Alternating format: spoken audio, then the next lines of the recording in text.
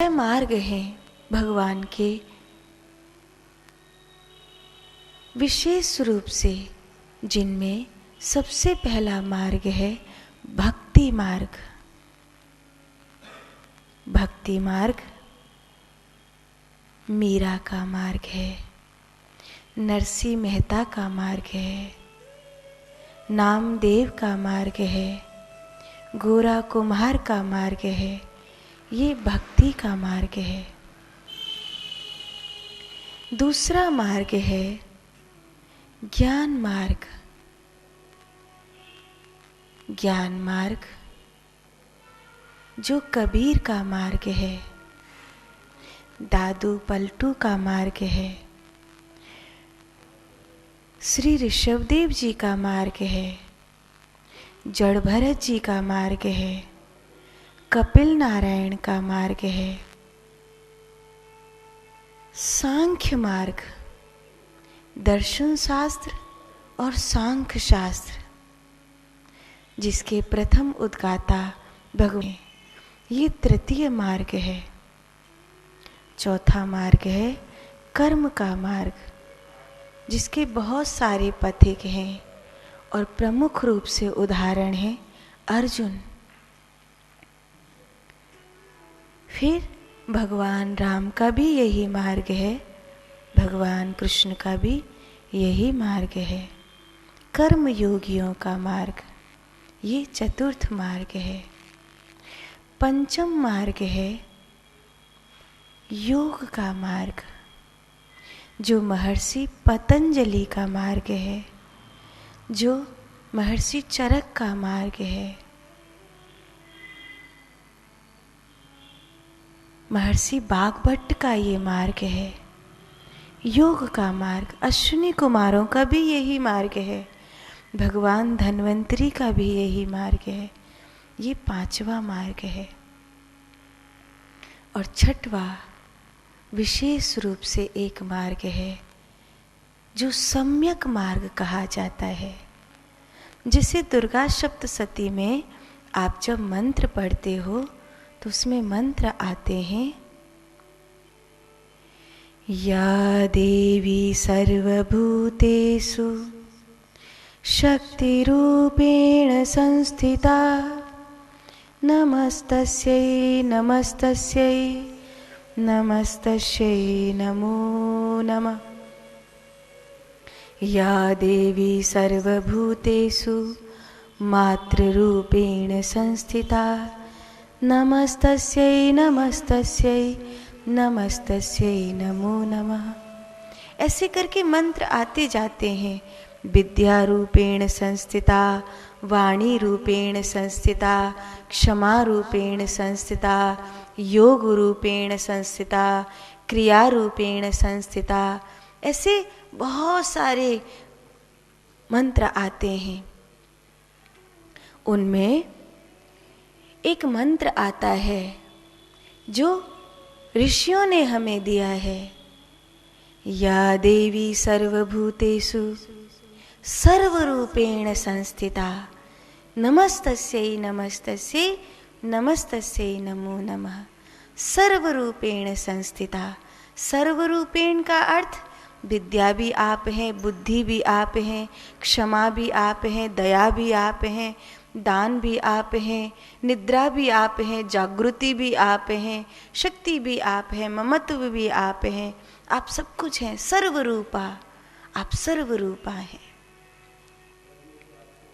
तो ये जो मार्ग है इसे सम्यक मार्ग कहते हैं।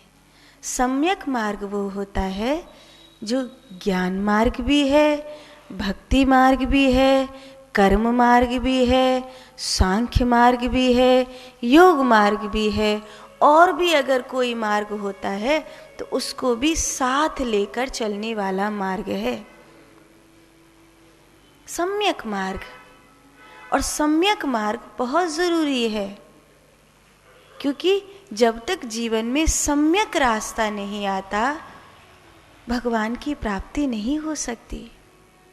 आप अकेले ज्योतिष को मानते हो तब भी आपका जीवन अधूरा है, कि मैं तो ज्योतिष वास्तु को मानता हूँ बाकी और कुछ नहीं मानता।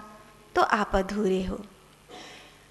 आपको भक्ति भी माननी पड़ेगी, आपको वेदांत भी मानना पड़ेगा। आप केवल माला फेरते हैं तो भी आप अधूरे रह जाएंगे। तो फिर आपके ज्ञान वैराग्य बूढ़े ही रहेंगे। आपके ज्ञान वैराग्य को चेतना नहीं मिलेगी। आपके ज्ञान वैराग्य को चेतना तब मिलेगी आप भक्ति से आगे बढ़ेंगे।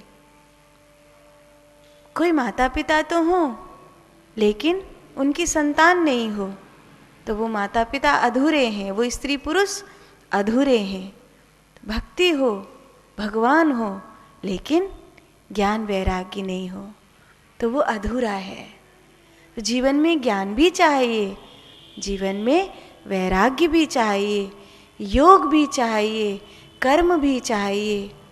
आप कहते हो मैं तो कर्म योगी हूँ, मैं नहीं मानता किसी को, मैं तो ये मानता हूँ मेहनत करनी है, 2 रोटी कमानी है, बस यही सब चीज़ है। ठीक है, आपने मेहनत करी, आपने रोटी कमाई, आपके पास भरा पूरा घर है, सब कुछ है, लेकिन उसके बाद क्या? उसके बाद क्या? क्या मृत्यु छूट गई? मरना तो आपको पड़ेगा, मृत्यु तो आएगी। आपने कर्म किया, आपने घर बसाया, सब कुछ अच्छा किया, लेकिन उसके बाद क्या? आप कर्मयोगी होकर भी अधूरे रहते हैं। आप योगी हैं, बहुत अच्छी बात है, आप योगी हैं। आप कहते हैं मैं तो योगी हूं, ब्रह्मचर्य से रहता हूं, लेकिन उसके बाद क्या? संसार आपको आगे दौड़ता हुआ दिखाई देगा और ऐसा लगेगा जैसे मैं पीछे रह गया। न मेरे पास पत्नी है, न मेरे पास बच्चे हैं, मैं तो ब्रह्मचारी योगी बनकर के रह गया। काश मेरे पास भी कोई आगे पीछे होता, मुझे भी संतुष्टि मिलती।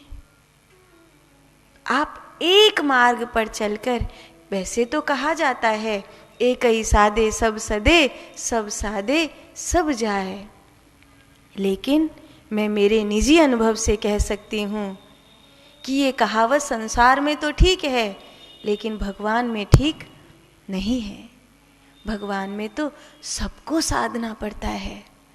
आपको योगी ब्रह्मचारी भी होना होगा, लेकिन अगर आप निवृत्ति मार्ग के पथिक नहीं हैं तो आपको गृहस्थ भी बसाना होगा।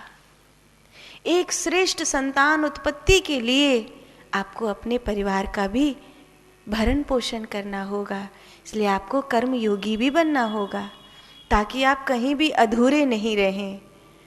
आपको ज्ञान योगी भी बनना होगा।